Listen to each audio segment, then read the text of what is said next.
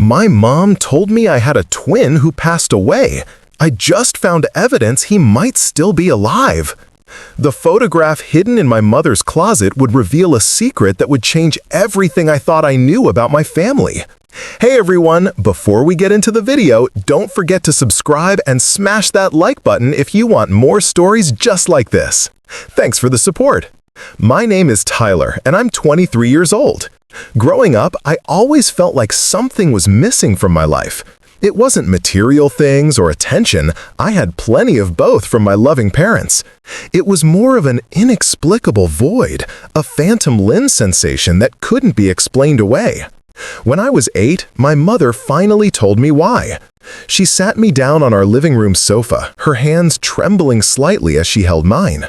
She explained that I had been born a twin, but my brother had passed away shortly after birth due to complications. The news was both shocking and strangely validating. It explained the emptiness I'd always felt. My mother showed me a single baby photo of me in a hospital bassinet, explaining that they'd never gotten to take pictures of my brother before he was gone. For 15 years, I accepted this story as truth. I grew up with the knowledge that I had once had a twin brother, a phantom presence who existed only in my parents' memories and in the abstract concept of what might have been. On my birthdays, my mother would become melancholic, and my father would hold her a little tighter. They never spoke of my brother directly after that initial conversation, but I could feel his absence in the quiet moments, in the way my mother's eyes would sometimes glaze over when she looked at me, as if seeing double. It wasn't until I was home from college during spring break that everything changed. My parents had gone out of town for their anniversary, leaving me alone in the house I'd grown up in. Something compelled me to go through the old photo albums in the living room cabinet.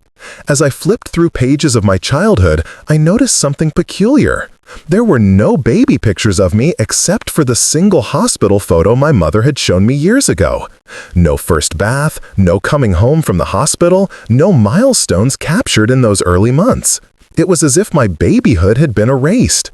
This discovery led me to my parents' bedroom, to my mother's closet where she kept her most precious memories in a locked wooden box at the top shelf. I knew where she kept the key, in her jewelry box, tucked beneath her favorite pearl necklace. With trembling hands, I retrieved it and opened the wooden chest. Inside were letters, cards, and photographs. And then I found it. An envelope marked "Do Not Open" in my mother's handwriting.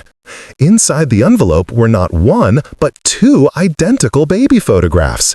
Both babies were alive and well, wrapped in blue blankets, wearing matching caps. They had the same distinctive birthmark on their left cheek, a small crescent shape that I also had. But what caught my breath was the date written on the back, 2 weeks after my supposed birth date.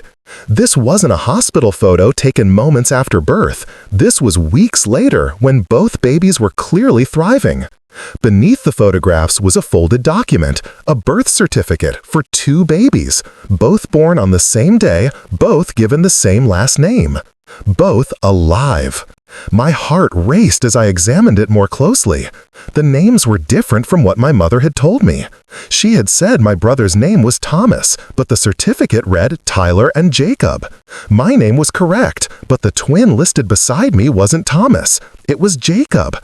And according to this document, he hadn't died. He had been discharged from the hospital along with me. I sank to the floor, the photographs and certificates spread before me. My entire understanding of my life was crumbling. Why would my parents lie about my brother's death? Where was Jacob if he hadn't passed away? And why had they kept this evidence hidden away for so many years? I needed answers, but I wasn't sure I was ready for what I might discover. As I sat there in the silence of my mother's closet, I realized that the void I'd felt my entire life wasn't the absence of a deceased twin. It was the presence of a living one, somewhere out there, possibly unaware of my existence. The discovery in my mother's closet left me reeling. For days, I moved through the house like a ghost, the photographs and birth certificate hidden in my bedroom away from prying eyes. When my parents returned from their anniversary trip, I watched them closely, searching for signs of deception in their interactions with me. But nothing seemed different. My mother still kissed my forehead each morning, my father still ruffled my hair as he passed by. How could people who showed such genuine affection have maintained such a monumental lie for 23 years? I decided to start my investigation with the one person who had known my family the longest, my maternal aunt, Carol. She had been present at my birth and had always been particularly fond of me, often commenting on how much I reminded her of the good old days when my mother was pregnant with me. I arranged to visit her under the pretense of helping her with some garden work, hoping that casual conversation might lead to revelations. As we worked in her garden, pulling weeds and pruning roses, I casually mentioned that I'd been looking through old baby photos and noticed how few there were of me as an infant. Aunt Carol's hands stilled for just a moment, a flicker of something, panic, regret, crossing her face before she recovered. She explained that my mother had been quite ill after my birth, and that had made documentation difficult. It was a plausible explanation, but her eyes darted away from mine as she spoke. I pressed further, mentioning that I sometimes wondered about my twin brother, Thomas. The name hung in the air between us. Aunt Carol dropped her gardening shears, and as she bent to pick them up, I saw her hands were trembling. When she straightened up, her expression was carefully neutral, but her voice carried an edge when she responded. "Your mother told you about Thomas?" she asked, her eyes avoiding mine. I'm surprised. She usually tries not to dwell on painful memories. "It's just that I feel like I missed out on knowing him," I said, watching her reaction closely. "Sometimes I wonder what he would have been like." Aunt Carol's composure cracked. Her eyes filled with tears, and she turned away abruptly, claiming something had gotten in her eye. But as she wiped her face with the back of her glove, she muttered something under her breath, something that made my blood run cold. "Jacob deserves to know the truth," she whispered, so softly I almost didn't catch it. Jacob. The name from the birth certificate. Not Thomas. In her moment of emotional vulnerability, my aunt had slipped up, confirming that the lie went deeper than I had imagined. She knew about Jacob. She knew the real story. I didn't confront her then. Instead, I finished helping in the garden and made my excuses to leave, my mind racing with questions. Why had my parents invented the story of Thomas's death? Where was Jacob really? And how many people were in on this deception? That evening, I returned to the evidence I had found, studying it more carefully. The birth certificate was official, stamped and signed. There was no denying its authenticity. But what struck me as odd was that it had been issued in a different county than where we lived, nearly 3 hours away from our hometown. Why would my parents have traveled so far for the birth? And why had they never mentioned this detail? I pulled out a map and traced the route to the county listed on the certificate. It was a rural area, small towns scattered between vast stretches of farmland. The hospital where we were supposedly born no longer existed. It had closed down nearly a decade ago, replaced by a modern medical center in a neighboring town. This made verification more difficult, but it also raised more questions. Why choose a hospital so far from home only to have it close years later? Was this part of the cover-up? As I sat at my desk, surrounded by questions and few answers, I realized I needed to speak with someone who might have worked at that hospital, someone who might remember the birth of twins 23 years ago. The problem was, with the hospital closed and records possibly transferred or destroyed, finding such a person would be like searching for a needle in a haystack. Still, it was a lead, and right now, it was the only one I had. The next morning, I packed a bag, telling my parents I was taking a spontaneous road trip to explore some state parks before returning to college. As I hugged my mother goodbye, I felt a pang of guilt for deceiving her, but the image of Jacob's face in that photograph, so similar to my own, strengthened my resolve. I was going to find out the truth, no matter how painful it might be. The drive to the neighboring county was filled with a mixture of anticipation and dread. Every mile brought me closer to potentially life-altering information. I had researched the area before leaving, discovering that the old hospital's records had been transferred to the county medical archives, a small building tucked away in the county seat. I had also found that one of the original nurses from the maternity ward, now retired, still lived in the area. Her name was Eleanor Vance, and she had worked at the hospital for over 30 years before its closure. I arrived in the small town just after lunchtime, the streets quiet and the buildings aging gracefully. The county archives building was easy to find, a modest brick structure with a sign that had faded from years of exposure. Inside, a middle-aged woman with glasses perched on her nose looked up from her desk as I entered. When I explained my purpose, researching birth records from 23 years ago, she seemed helpful at first. But when I mentioned the specific date and the fact that I was looking for records of twins, her demeanor changed. She suddenly became busy with other tasks, claiming that records from that year were difficult to access due to a recent reorganization. It was the same kind of evasion I had encountered with my aunt, and it only strengthened my suspicion that something was being hidden. I left the archives building frustrated, but not defeated. My next stop was the address I had for Eleanor Vance. She lived in a small cottage on the edge of town, with a garden that took up most of her yard. An elderly woman with silver hair pulled back in a neat bun answered the door, her eyes curious but friendly. I introduced myself and explained that I was researching local history, specifically interested in the old hospital. She invited me in, offering tea as we sat in her living room surrounded by photographs and mementos from her nursing career. As we talked, I carefully steered the conversation toward the maternity ward and any memorable births she might recall. Eleanor's face lit up with reminiscence. She spoke of countless babies she had helped bring into the world, of joyous parents and anxious families. When I mentioned the specific date of my birth, her expression changed subtly, a flicker of recognition mixed with something else I couldn't quite identify. "That was a memorable birth," she said slowly, her eyes distant. "The twins, such beautiful boys, identical in every way." My heart raced.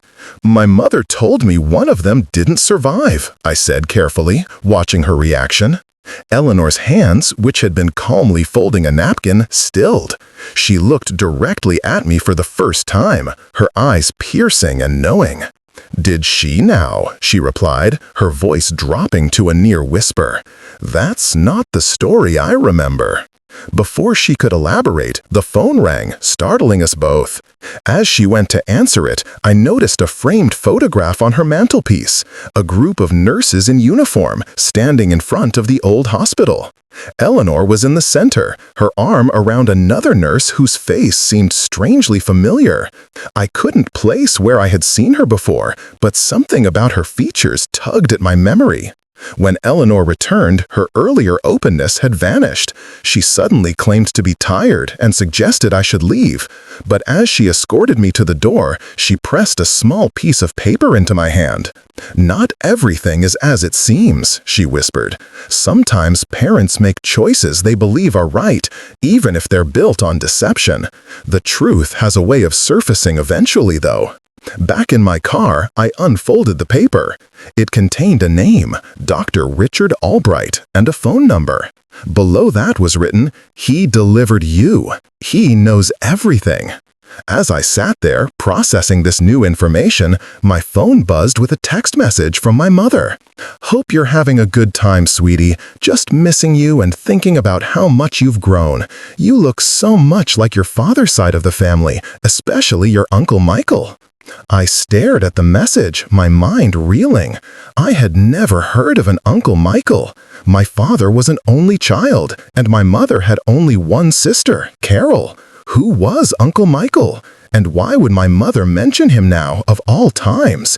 It felt like more than coincidence, like someone knew I was digging into the past and was trying to send me a message. I started the car, my hands shaking slightly. I had come to this town seeking answers about my twin, but I was leaving with even more questions. The nurse's revelation, the mysterious phone number, and now this previously unknown uncle. It was all connected somehow. I needed to call Dr. Albright, but first I had to find out who Uncle Michael was and why he had been kept secret from me my entire life. The drive back home felt longer than the journey to the neighboring county. My mind was a whirlwind of questions and fragmented information. Eleanor Vance's cryptic message, the phone number for Dr. Albright, and the mysterious mention of Uncle Michael in my mother's text, all these pieces swirled in my head, refusing to fit together into a coherent picture. I decided to tackle the mystery of Uncle Michael first. If he was related to my father's side of the family, there might be records or photographs that could help identify him. My father had passed away 2 years ago from a sudden heart attack, taking whatever secrets he might have held to his grave. My mother had always said he was an only child, his parents having died young in a car accident when he was just a teenager. But perhaps that was another lie in the web of deception surrounding my birth. When I arrived home, my mother was in the kitchen, preparing dinner. The aroma of her famous pot roast filled the house, creating an atmosphere of domestic normalcy that felt jarring given the turmoil in my mind. I greeted her casually, asking how her day had been, all while searching her face for any sign that she knew I had been investigating my past. As we ate dinner, I mentioned my mother's text about Uncle Michael. I tried to keep my tone light, curious, rather than accusatory. Her reaction was immediate and unsettling. She dropped her fork, clattering against her plate, and her face went pale. "Where did you hear that name?" she asked, her voice barely above a whisper. "You mentioned him in your text," I replied, watching her closely. "You said I look like him." My mother's composure crumbled. She stood abruptly, knocking over her chair, and fled to the bathroom, where I could hear her retching. I followed, finding her leaning over the sink, her face ashen and streaked with tears. "I'm sorry," she whispered between sobs. "I shouldn't have mentioned him. It was a mistake." "What mistake, Mom?" I asked gently, placing a hand on her shoulder. "Who is Uncle Michael?" She looked at me through tear-filled eyes, her expression a mixture of fear and resignation. "He's your uncle," she said finally, her voice trembling. "Your father's younger brother, but he's not part of our life anymore." The revelation that my father had a brother was shocking enough, but my mother's next words would change everything I thought I knew about my family. "Michael is Jacob's father," she said, her voice barely audible. "And your father was mine." I sank to the floor, my legs unable to support me. The implications of her words were staggering. If Michael was Jacob's father, and my father was hers, then Jacob wasn't my twin brother. He was my cousin. And if Michael was my uncle, then my father and Jacob's mother were siblings, making Jacob and me first cousins, not twins. But that didn't explain the birth certificate listing us as twins, or the identical appearance in the photographs, or the matching birthmarks.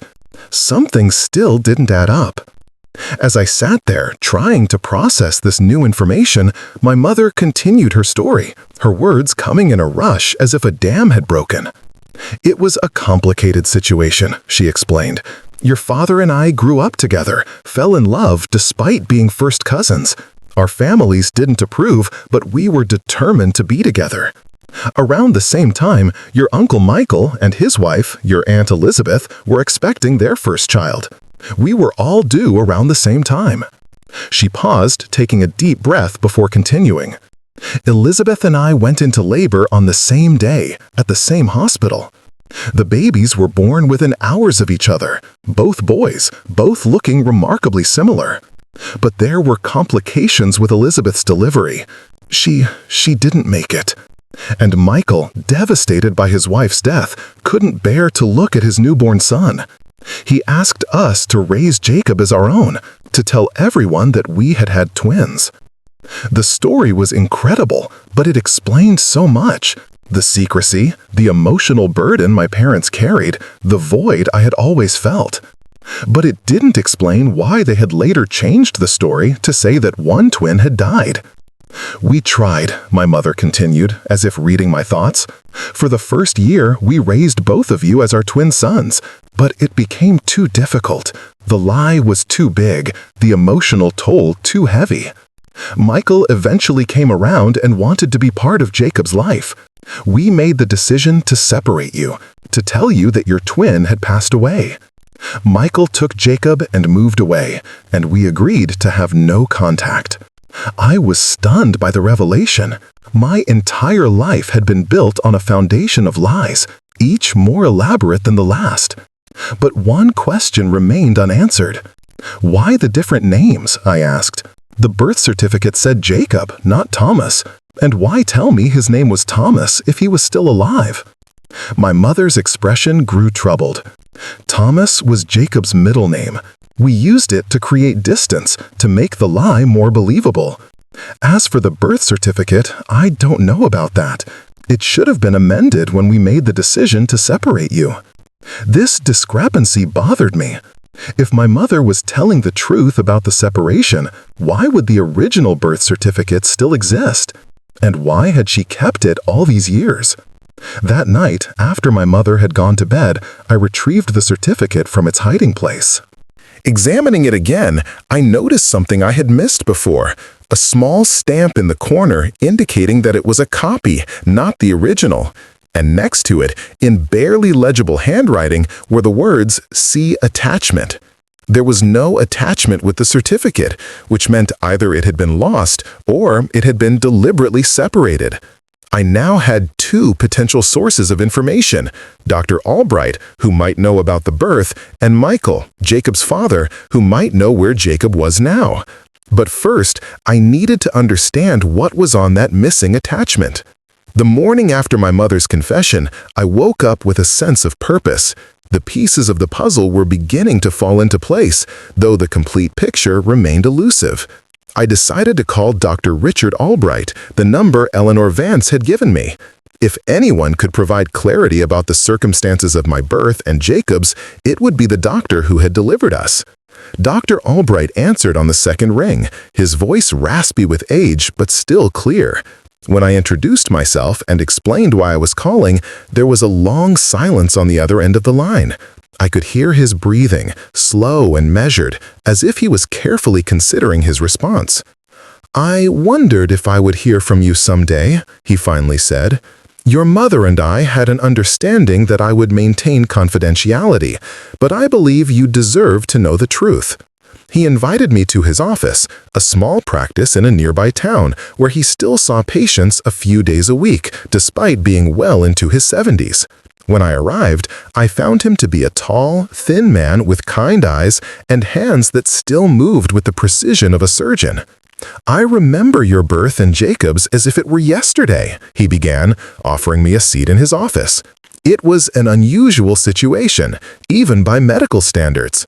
He explained that my mother and Elizabeth, Jacob's mother, had indeed been in labor at the same time.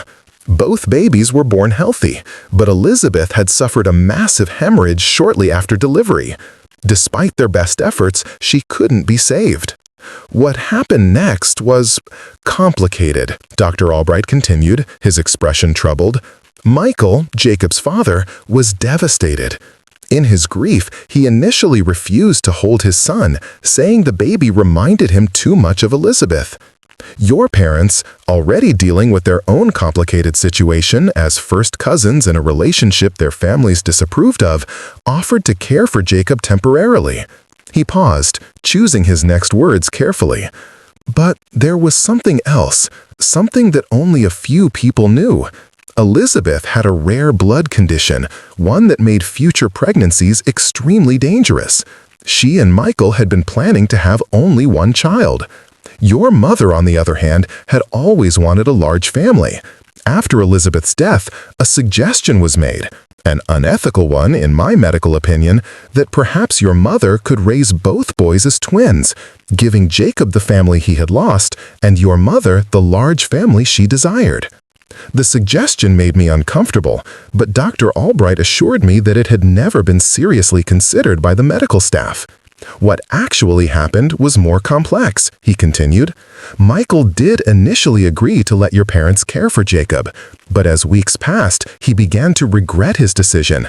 He started visiting frequently, bonding with his son. At the same time, your parents were facing pressure from both families about their relationship. They decided to get married and move away, to start fresh where no one knew their history. Dr. Albright leaned forward, his eyes meeting mine. It was around this time that the first birth certificate was issued, with both boys listed as twins to your parents. But it was never meant to be permanent. It was a temporary measure to allow your parents to make medical decisions for Jacob while Michael was still grieving. He then revealed the most shocking part of the story. A few months after the births, as your parents were preparing to move and Michael was taking full custody of Jacob, a routine checkup on Jacob revealed something unexpected. Jacob had a heart condition, Dr. Albright said softly, a congenital defect that would require surgery. The prognosis was good, but the surgery was expensive, and Michael's insurance wouldn't cover the full cost. Your parents, feeling responsible, offered to help. They used their savings to cover the remainder of the expenses. This explained so much. The financial strain my parents had always seemed to be under, the sacrifices they had made without explanation. But it didn't explain why they had later told me that Jacob had died. After the surgery, Michael and Jacob moved away, Dr. Albright continued. Your parents married and eventually had you. I mean, they raised you as their only child. The story about Jacob being your twin who passed away, I don't know where that came from. It wasn't the plan we had discussed. The discrepancy bothered him too, I could tell. As a man of science and precision, the loose ends of this story clearly troubled him. There was one other thing, he added, reaching into a file cabinet. Michael asked me to hold on to this for Jacob in case he ever asked questions about his mother. He handed me a sealed envelope with Jacob's name on it. Inside was a letter from Elizabeth, written to her unborn son during her pregnancy, filled with hopes and dreams for his future. As I read the words of a mother who would never meet her child, tears streamed down my face. This was the connection I had been missing, the acknowledgement of a shared history, however complicated. As I left Dr. Albright's office, I felt both closer to and further from the truth than ever. I now understood the circumstances of Jacob's birth and our separation, but I still didn't know where he was or why my parents had created the story of his death. And I still didn't know what was on the missing attachment to the birth certificate. That evening, I sat at my desk, the letter from Elizabeth spread before me. Her words echoed in my mind, a testament to a mother's love that transcended time and death. I realized then that finding Jacob wasn't just about uncovering family secrets. It was about honoring the legacy of a mother who had been taken too soon and a son who deserved to know the truth about his origins. Armed with the information from Dr. Albright and the emotional letter from Elizabeth, I felt more determined than ever to find Jacob. The missing attachment to the birth certificate still bothered me, but I now had a clearer path forward. If I could track down Michael, Jacob's father, I might finally get the answers I needed. My mother, having confessed her part in the deception, seemed relieved that the burden of secrecy was lifted. She provided me with Michael's last known location, a small town in Oregon where he had moved after leaving our hometown. She also gave me a photograph of Michael and Elizabeth taken shortly before their wedding. In the photo, Michael bore a striking resemblance to my father, which explained why my mother had commented on my resemblance to Uncle Michael in her text. I booked a flight to Oregon, my mind racing with possibilities. Would Jacob look like me? Would he know about me? Would he even want to meet me after learning the complicated truth of our origins? These questions haunted me as I boarded the plane, the photograph of Michael and Elizabeth tucked safely in my bag. The town where Michael supposedly lived was nestled in a valley surrounded by mountains, its main street lined with quaint shops and restaurants. I checked into a small motel, then set out to find any trace of Michael or Jacob. My first stop was the local library, where I searched through old phone books and city directories. After several hours of searching, I found a listing for Michael Anderson, the last name I now knew was Jacobs, in a residential area on the outskirts of town. The next morning, I drove to the address, my heart pounding with anticipation and fear. The house was modest but well-maintained, with a garden in the front yard and a bicycle lying on the lawn. As I approached the front door, it opened and a man who could only be Michael stepped out. He was older than in the photograph, his hair streaked with gray, but the resemblance to my father was unmistakable. When I introduced myself, his face went pale and he staggered back as if struck. He invited me in, his hands trembling as he poured 2 glasses of water. "I wondered if this day would come," he said, his voice heavy with emotion. "Your mother told me you were asking questions." We sat in his living room, surrounded by photographs of a boy growing up, Jacob. In each picture, from infancy to adulthood, I saw my own face reflected back at me. The resemblance was uncanny, confirmation of the complicated truth of our relationship. "Where is Jacob?" I asked, my voice barely above a whisper. Michael looked at me, his eyes filled with a mixture of sadness and regret. "He's in college," he said, "studying medicine, just like his mother always wanted. He doesn't know about you, or about the circumstances of his birth. I've always planned to tell him, but the right moment never seemed to come." He then explained the reason for the deception, why my parents had told me that Jacob had died. "After Elizabeth's death, I was broken," Michael began, his voice thick with emotion. "Your parents offered to raise Jacob, and for a while, that seemed like the best solution. But as I healed, I realized I couldn't give up my son. We made arrangements for me to take custody, but your parents were devastated. They had grown to love Jacob as their own." He paused, collecting his thoughts before continuing. "When they decided to move away and start fresh, they asked if I would be willing to maintain the story that Jacob had died. They felt it would be easier for you to understand than the complicated truth.